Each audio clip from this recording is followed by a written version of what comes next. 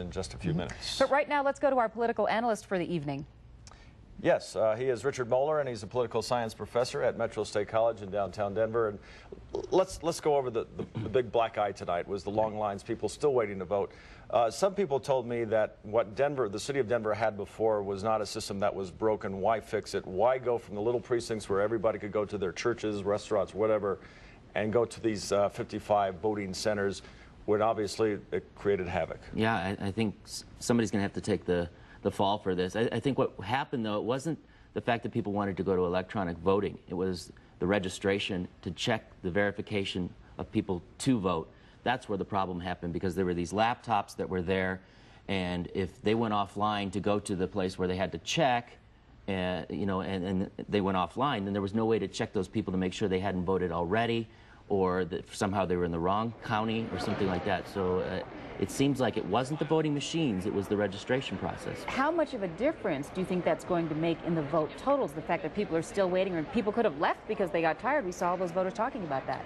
Yeah, as far as the candidates are concerned, probably not a difference at all, but it could come down to some of the issues on the ballot, like perhaps the minimum wage or the ethics question. Those are all things that might be affected by people turning away and walking away from, the city and county of Denver, because they tend to be more likely to vote for a minimum wage, for example, whereas, they're not going to do it in Douglas County, for example. Real quickly, and we'll get back with you later, Richard, but do you think the governor's race here in Colorado had any kind of downdraft from the president and the Rock and the Republicans? Yeah, if any candidate had a connection with Bush in the perceived eyes of the voters, it was Beaupre, and I think that's kind of what did it. All right, Richard Moeller, thank you. Stay with us. Yes, don't go away. Stay okay. right here at the desk. We'll be with you again shortly. Right after the election season comes Christmas season. It's Got already our first here. commercial on Already for here. Christmas. All right, let's bring in our political analyst once again, Richard Moeller. And he's a political science professor at Metro State, and he's been with us all night watching the returns come in. What's the big surprise to you, Richard? Well, I'm surprised at Amendment 40. I mean, here's an idea for term limits, and what we've had in the last few years is that when people hear that term, they think, oh, fresh blood, this is good, and it's going down. So I think a lot of people look at the executive and legislative branches differently than the judicial, and I guess they realize that maybe it isn't a good idea to have, term limits for judges. And the Democrats and the Republicans were against this mostly. Well, don't you think it's kind of crazy anyway? I looked at the ballot, and in Arapahoe County, but I don't know any of the judges. Yeah. They don't campaign. They don't tell you what they don't stand for anything. You can't figure out what they're for or against because they're not supposed to be partisan. You can see who their heroes were, something like that, but that's about it. Hey, but Colorado could be on the national front as far as losing 2 Republican seats in the House.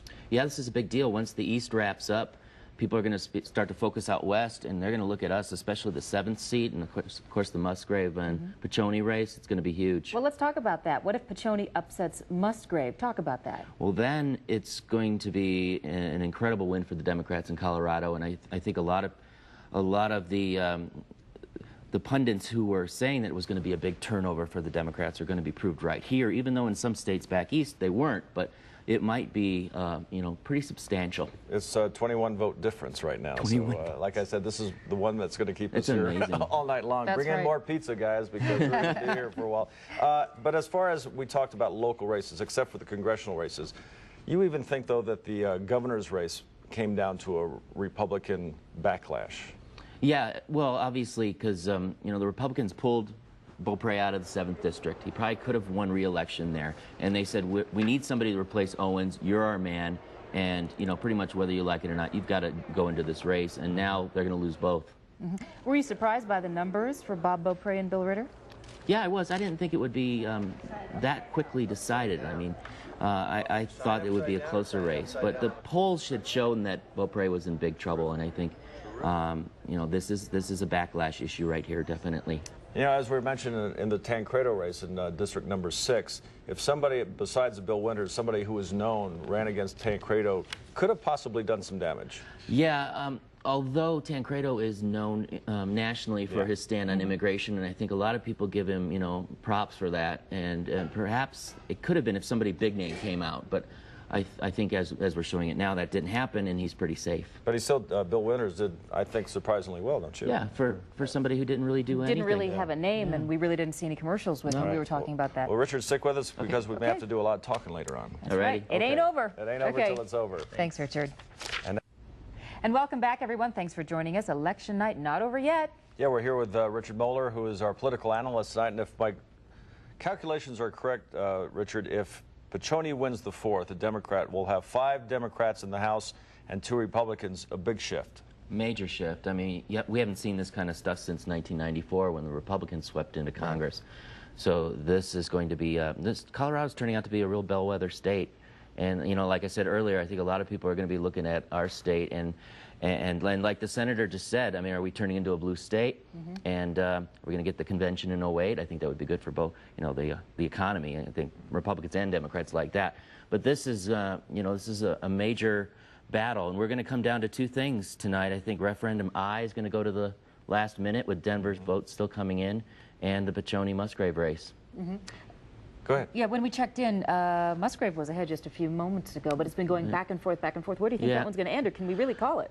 No, of course not. But, you know, 270 votes, I think Musgrave was up last time. And, you know, a lot of people are going to try to figure it out by looking at where the votes are coming from, what counties they're coming from. But I still don't think it's going to be possible. What was it, 25% of the votes were in. So it's going to be a while. Really? And then the minimum wage, I don't remember where that was. That was winning. It was winning. Yeah, so, but Denver votes are coming in, so that means that that might win. Let me ask you, if we see this shift throughout the country of Democrats taking control of the House, what happens when they take control and the president still has 2 years left? Right. Does the president's power get kind of drained away? Well, it's called the lame duck presidency, and basically it means that we reach a state of basic gridlock between the president and Congress, especially, well, back east earlier on, it seemed like the Republicans were doing better than some people thought. So it might be the Senate for the Republicans, and the Democrats can take the House of Representatives at the federal level. But then the president is going to be there. You know, when a bill becomes a law, we all know this from the cartoons when we were little, you know, it goes from the Senate to the House, then conference committee, then to the president. Well, right now we're going to have a major difference there, that the fact that the Senate and the House are going to be opposite parties, and they're going to be fighting at that lower level. Okay. All right, Richard. All right, Richard. Stay with us. We'll get back with you. Okay. That's right. Sit tight for just a second. We're going to go right now out to Eli Stokel. Coverage and things of that sort. And then there were a lot of, there's been hardly any concessions, but everybody's accepting victory. It's kind of backwards in so many ways. Usually people come out and concede, then somebody comes out and accepts. And we just saw some new numbers where Marilyn Musgrave has pulled a little bit more ahead. Right. But obviously, though, behind the scenes, people are counting precincts and where the votes are coming in, not coming in. So obviously, she still doesn't think she's going to lose. Yeah, I don't know. I mean, my gut tells me that maybe she's getting wind of what the precincts are going to be next, and she wants to get herself on. But I really don't know. But it's just unusual. It usually doesn't happen that somebody comes on and gives a nothing speech. Right. And I think I agree with you. It's almost 10:30. A lot of the newscasts are usually over by now, so perhaps somebody in her camp is thinking, let's just get on and thank people so we get a chance to. Right. You know. I mean, is that what you're thinking? Yeah. What I'm thinking? Yeah. And it's just weird. It's just unusual. Now, the mudslinging that went on in this campaign, obviously, you know, it seemed like 3/4 of the commercials we had on TV were about Angie Piccioni and Marilyn Musgrave. I would have thought that she would not have done that well because of the bankruptcy stuff and all this political negative stuff that Musgrave threw at her. Were you surprised that she? No. Was it again because of the national stuff? Yeah, this is the other candidate. She's about as close as it gets on the congressional level in Colorado to the president in many ways. I mean, and a lot of people call her a single issue candidate, you know, and totally supportive of the Iraq situation. And she votes with the Republicans pretty high, 98% of the time. And so I think there